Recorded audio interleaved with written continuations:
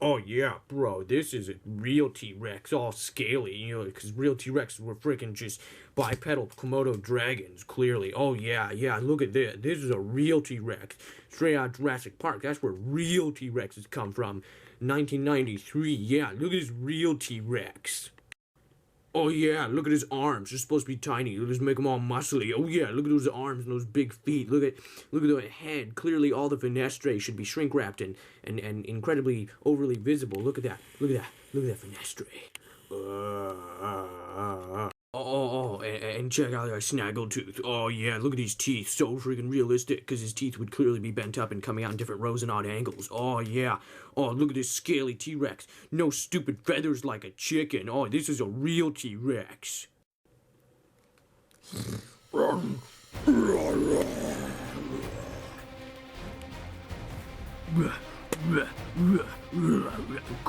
Kick some ass. Hey, scary, scaly T-Rex, go kick that feathered freak's ass.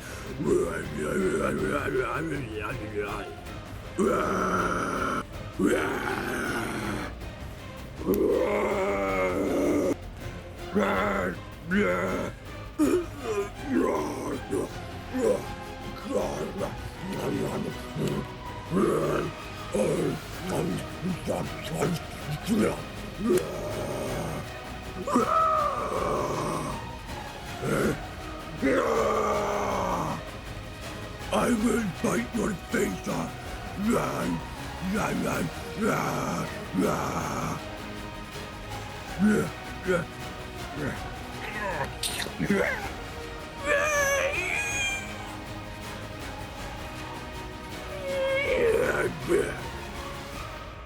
Take that, you reptilian abomination!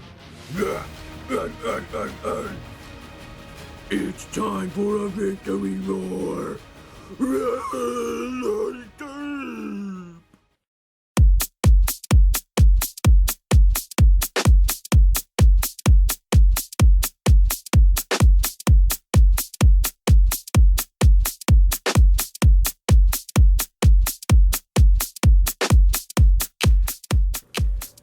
Hey guys, how y'all doing? BionicleSaurus here, and in this video, as you can tell by the title, the thumbnail, and that hopefully funny intro, we are going to be reviewing a figure that I am incredibly excited for, the 2015 CollectA Deluxe Feathered Tyrannosaurus Rex. Holy crap, guys, it is here. So, let's start in with overall appearance, like we always do. This thing is just gorgeous. It's huge, too. I know I don't usually talk about size in these reviews. I never bring in size comparisons or anything like that, but I must comment on this thing's just absolutely I mean, it's massive. It's, I believe, about 13, 14 inches long, and it just is really dense. I mean, it weighs a lot. It feels really solid, really sturdy. Doesn't feel like you could just, smash this thing against a hard object and break it. Like, this thing would really take work to damage. So that's good. It does have an articulated jaw, which is cool. But getting back into the actual overall look, the paint job, it's a little controversial, and to me, it is a bit annoying because it's a stereotype to make feathered dinosaurs really colorful, I think. But the more I look at it, the more it doesn't bug me so much. Like, the red is definitely cool, and I actually kind of like the turquoise, even though it might be a bit too much for some people. One great thing is the pose. It is not a tripod, and while some people aren't keen on the fact that it is on a base, I personally don't mind that at all. I think if bases result in better posing, more accurate posing, then that is absolutely fine with me, and I apologize. You probably hear it is garbage day here where I live, and there's a garbage truck going around the neighborhood, so sorry. But anyway, the pose is absolutely gorgeous, just striding forward, so natural and fluid and believable. This thing looks really realistic and just stunning. It is a stunning figure, and I love it. So, for overall appearance, I give this figure an A. There's almost nothing to complain about. I mean, you could say the pose could be more active or more dramatic, but hey, if you open his mouth, he's no longer just walking, he's attacking something. So with that versatility in mind, the striking coloration, and the absolutely gorgeous fluid pose, this figure easily gets a high rating for overall look in my book. Wow, I rhymed. That was awful. I didn't even mean to do that. Sorry, guys. So, now let's talk a little bit about detail, and this figure is quite well detailed. As you can see, the scaly bits, the scaly areas on the body are done pretty well, especially the head here, as you can plainly see. The inside of the mouth is not incredibly detailed, but it gets the job done. The roof of the mouth has those standard little lines along the top, and the gullet, you can't really see it because it's too dark, but it just kind of, it's just kind of nothing. It just kind of, the back of the tongue and the back of the roof of the mouth all just kind of flow together to make just kind of a nothing back there. The scalation is really, really well done. The teeth are all individually sculpted and masterfully painted, may I say. As much as I appreciate that certain companies like Safari Limited have their figures hand-painted, it can result in some issues. I noticed a lot of the teeth of some of my figures, like, and things like that. Like, I just recently got the new Safari Limited BionicleSaurus, and the Safari Limited Dilophosaurus I got for Christmas. And those figures, you know, you can see the white from their teeth getting onto their gums a little. And this figure, maybe just because he is much larger, but also I think it is because CollectA, I don't know if they're hand-painted or machine-painted, but either way, skilled painters, whether human or robot, and they've done a really, really good job, and I love seeing that kind of detail included and executed well. As you can see, the feathered areas are incredibly well sculpted and well painted, because it isn't just a single shade of brown, it is a few different shades of brown, some lighter ones dry brushed on in a darker undertone, so it's very detailed, very nice looking, really realistic. It really does look like shaggy, fur-like proto-feathers, which is exactly what you want to go for with a large Coelurosaur. At least that's what we consider the most accurate thing to go for at this time.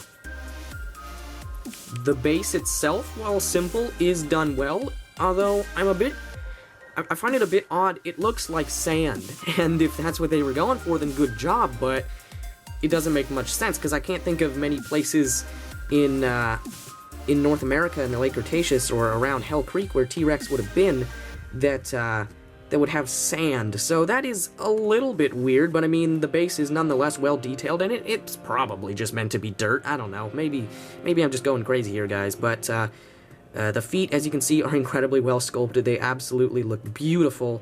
CollectA has done a wonderful job with the sculpt and paint job on this figure. So for detail, I give this figure another solid A. It may not be up to the standards of, say, Papo or Rebor, but nonetheless, it is really good. Now let us move on to the part that I am by far most excited about, and that is scientific accuracy. Holy crap!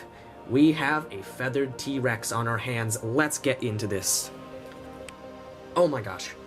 Not only do we have feathers, but we don't just have a dumb little mohawk and some quills off the arms. We have a full body covering of what appear to be thick proto-feathers, and while they're not advanced, feathers, they're perfect for a big Coelurosaur from the late Cretaceous. I mean, this thing is so well done. I love seeing this. It's so awesome. They've really given it the proper coat. The one thing I don't understand is that while it does have long feathers coming off of its arms, as you can see, the arms themselves, or at least the forearms and the hands, are very scaly, and I feel that the arms should have more of these brown feathers on them to blend better with the long white arm feathers. Also, you could potentially put more advanced feathers on the arms and hands, but we don't have any evidence to prove that this thing had anything close to, say, Dromaeosaur's wings, so I think it's fine that they did not include something like that, even though, personally, I do like depicting my Tyrannosaurus with fairly advanced arm slash wing feathers. All around, they have feathered this perfectly for how we think this animal should look at this point in time. Once again, this is late 2015, early 2016, and things change, but right now, this is an incredibly accurate depiction, at least when it comes to feathers. Now, there are some minor issues, so let's talk about those now. Now, first of all, I would like to praise them for giving it proper binocular vision and having it so that it still doesn't look like a complete psychopath from the front. I cannot tell you how many T-Rexes that have the binocular vision included, when you look at them from the front, they just look kind of crazy, like just especially the 10th anniversary 1998 Carnegie Collection T-Rex. If you have it, or if you can find a picture of it from the front, like, look at its head straight on. It's hilarious. The thing looks just psychotic. Its eyes are wide and off-kilter with each other, but they have done this really, really well. It actually looks menacing when it's staring at you. However, there is an issue with the head, and that's the fact that it is shrink-wrapped. That's a really common thing at this point in time for CollectA to do, and I don't know why. They are so ahead of the game in so many other ways, but they can't get over this one small issue. Now, it's certainly not as bad as many figures. Definitely not as bad as the shrink wrapping on the head of the Papo T-Rex, which I mentioned in that little intro bit. And, you know, you really do have to look at first to see the openings that are depicted in the skull, but they are there, so that's unfortunate. One great thing is that the hands are indeed not pronated. That is awesome.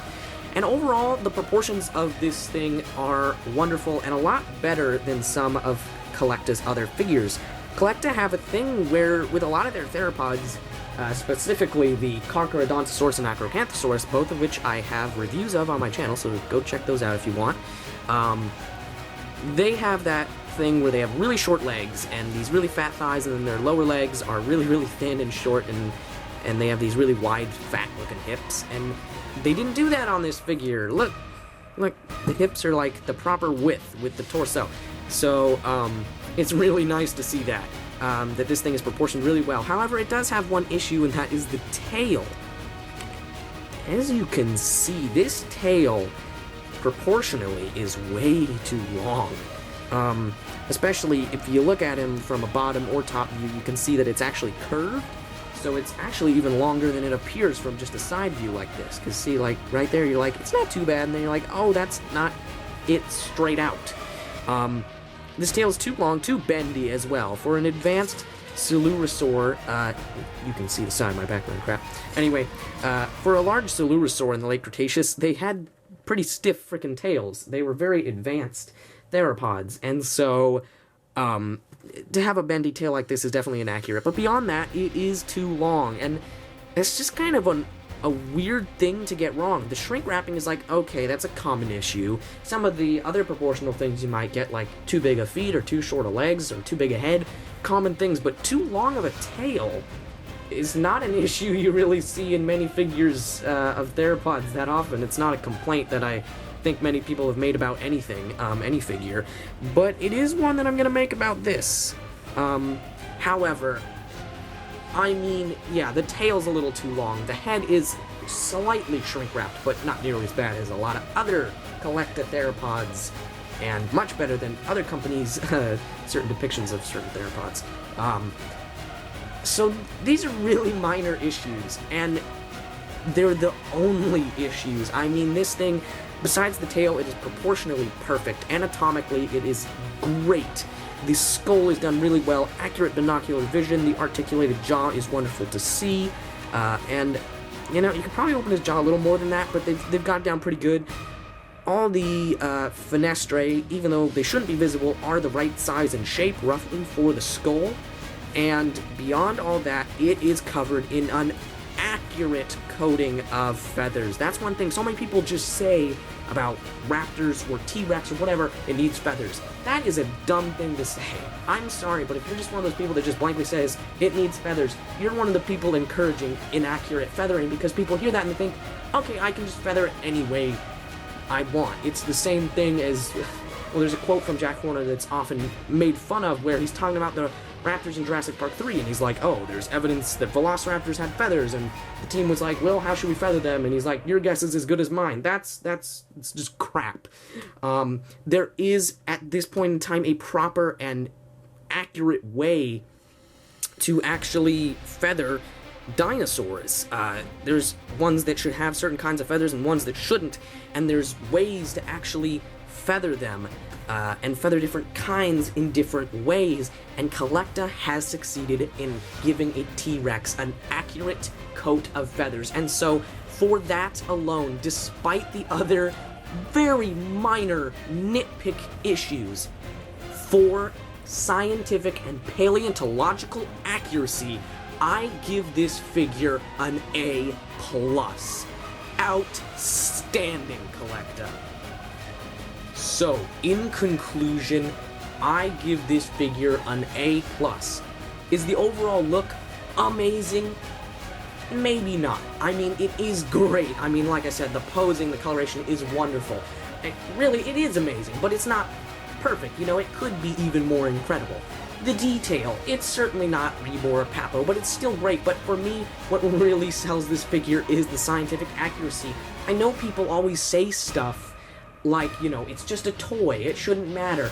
Guess what? For companies like Safari Limited, Papo, CollectA, or even Schleich and Rebor, you could even count them into this. They aren't making toys, they are making figures, some really expensive and high quality figures and models, and these things are, there's so much work put into them, and it's a shame to see all the work being put into the artistry and the look alone, with no consideration for the science behind what were real living animals who are often depicted as, you know, completely inaccurate stereotypes of themselves. You know, it wouldn't bug me so much if a few companies got things wrong if the public's view of dinosaurs was more accurate, but it's not. Pop culture and the media is constantly spreading misinformation and misrepresenting these animals. And so when a company makes something that is an actual, accurate, and educational toy that a child can play with and hold